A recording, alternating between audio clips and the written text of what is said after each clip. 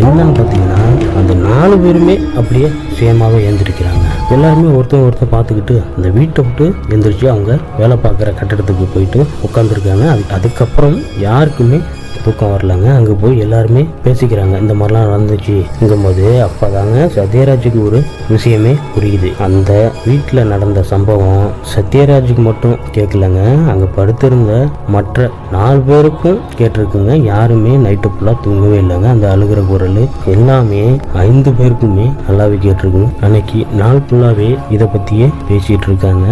அவங்கவுங்க வேலையை பார்க்கும் பொழுது இவர் ஆல்ரெடி பார்த்தீங்கன்னா கொத்தனார் ஹெல்ப்பருக்கு தான் இந்த 5 பேருமே போயிருக்காங்க. கொத்தனார்கிட்ட கேட்குறாங்க, இந்த மாதிரி நாங்கள் நைட்டு இங்கே படுக்கல, அந்த எய்த்த மாதிரி இருக்கிற வீட்டில் படுத்தோம் நான் கேட்கும்போது அவர் என்ன பண்ணுறாருன்னு பார்த்தீங்கன்னா அதிர்ச்சியாக என்ன ஆச்சு அதிர்ச்சின்னு ஒரு மாதிரி அதிர்ச்சியாக கேட்டிருக்காருங்க.